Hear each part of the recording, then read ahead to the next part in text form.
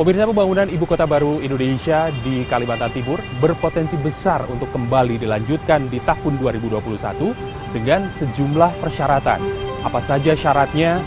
Skema pembiayaan seperti apa yang diterapkan mengingat Indonesia masih dalam masa penanganan pandemi COVID-19? Untuk menjawab pertanyaan-pertanyaan ini akan saya ajak ngobrol Menteri PPN Bappenas Suharso Monoarfa di 30 menit antara. Tidak hanya dengan Menteri PPN Bappenas, pemirsa, tapi saya juga akan ajak berbincang pengamat ekonomi terkemuka di Indonesia, khususnya berkaitan dengan pembangunan IKN yang masih berada di masa pandemi COVID-19. Bersama saya, Ri Irawan, inilah 30 menit antara selengkapnya.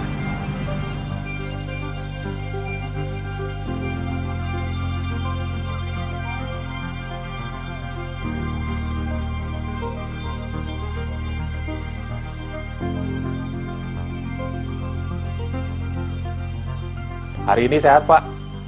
Alhamdulillah. Luar biasa, memang harus sehat ya.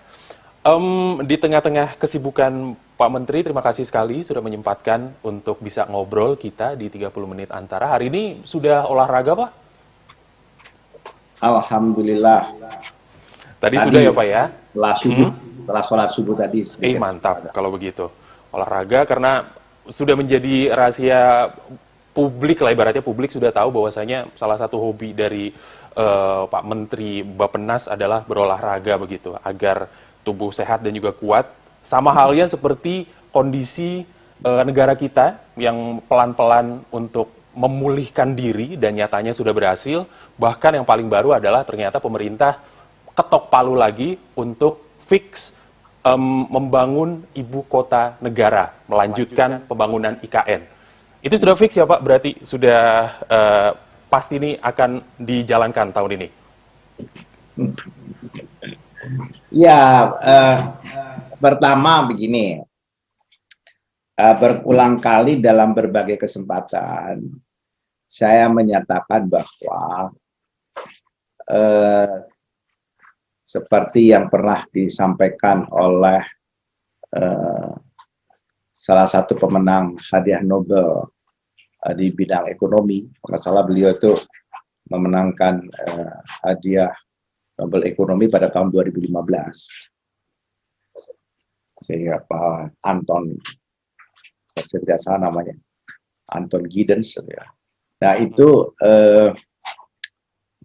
beliau mengatakan tidak ada trade-off antara kesehatan dan ekonomi dan kemajuan ekonomi. Atau sebaliknya, kemajuan ekonomi dengan kesehatan. Jadi tidak ada trade-off, nggak bisa saling dipertukarkan. Jadi artinya itu harus beriringan atau berbarengan gitu. Ya. Jadi jangan sampai nanti pemerintah dituduh gitu, hanya mendorong-dorong IKN, kemudian melupakan bahwa kita hari ini sedang menghadapi pandemi. Itu kan salah besar, mispersepsi. Karena itu harus ada beberapa syarat yang harus dipenuhi dulu, sehingga ibu kota negara ini benar-benar bisa kita teruskan. Gitu. Saya suka mengatakan itu conditio sine qua non. Conditio sine qua non artinya syarat yang harus ada. Kalau itu tidak dipenuhi, maka dianggap tidak memenuhi, ya kan? Nah itu penting. Apa itu? Itu adalah soal bagaimana kita semua, ya, dalam hal ini dipimpin oleh pemerintah, mengatasi pandemi, menghadapi pandemi. Nah, menghadapi pandemi ini ada ukurannya, ukuran kesuksesannya apa? KPI-nya ada, ya, Key Performance Index-nya ada, yaitu turunnya laju. Pertama itu laju pertambahan orang yang terkena atau terjangkit virus corona. Lajunya itu menurun, gitu kan. Dengan cara menghitungnya, jumlahnya menurun, kan gitu. Kemudian orang yang sehat bertambah banyak, orang yang sembuh bertambah banyak, gitu kan. Orang yang dites banyak naik. Kemudian setelah dites positivity rate-nya itu turun, gitu kan. Jadi kalau dari 100 itu sudah hanya berapa orang dan seterusnya. Jadi artinya seluruh protokol untuk menghitung apakah pandemi itu kita bisa kendalikan, kita atasi atau tidak, itu terpenuhi dulu, gitu. Ya, itu saya bilang tidak ada trade off antara kesehatan dan juga ekonomi. Nah, jadi itu dulu. Nah, vaksinasi salah satu upaya kita untuk mengatasi ini. Nah, vaksinasi sedang berjalan dan kita sudah lihat tingkat kepercayaan publik itu sudah mulai meningkat. Untuk kita ada namanya mencapai herd immunity. Herd immunity itu kalau kita hitung, ya kan, kira-kira pada bulan Maret 2022 itu tercapai herd immunity ketika 182 juta orang, ya kan, sudah divaksin. Nah, dari mana angka 182 juta dari 200 sekitar hampir 270 juta penduduk? Ada hitungannya. Sekian persen ya. Ya kan. Nah, dapatlah angka segitu. Nah, kemudian sekarang kita hitung lagi dari sasaran 182 juta itu atau 181,5 juta itu, kira-kira bisa nggak 70 juta atau 39%, 71 juta itu bisa dipercepat vaksinasinya. Ini untuk apa? Untuk membuat flattening pandemic curve, gitu. Kita ingin itu cepat, kalau bisa itu karena kalau kita menghitung nanti pada bulan Maret, itu artinya untuk mencapai yang 70 juta, 71 juta sasaran orang yang harus divaksin, itu pada bulan September. Kita berharap itu bisa dilakukan pada bulan, dicapai pada bulan Juni atau Juli, gitu.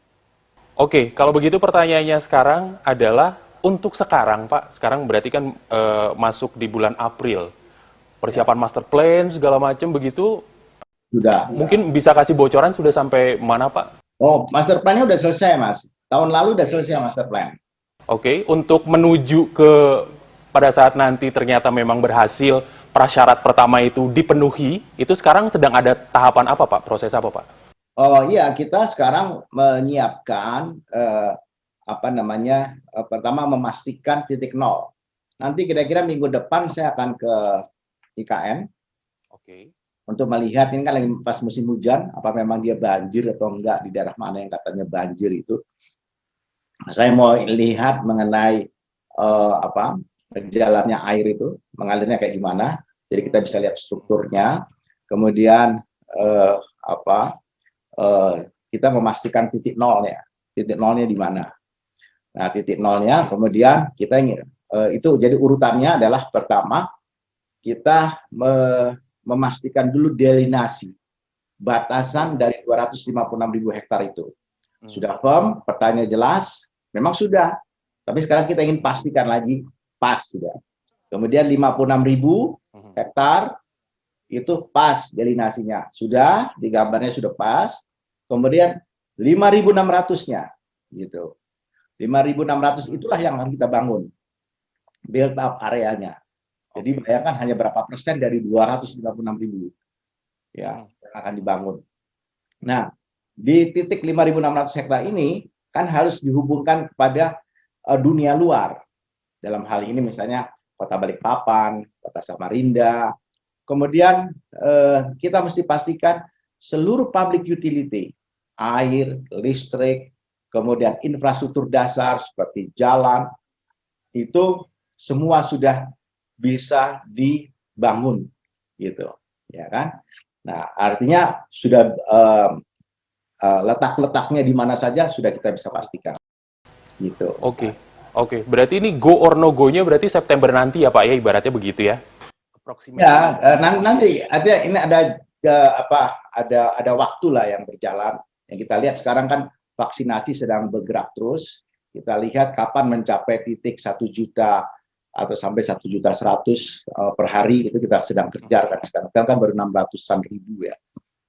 Oke, berarti itu artinya peletakan batu pertama atau groundbreaking yang dilakukan Presiden Jokowi yang sudah sempat ramai juga kan, banyak yang menanyakan, itu berarti setelah ini dipenuhi juga itu ya Pak ya?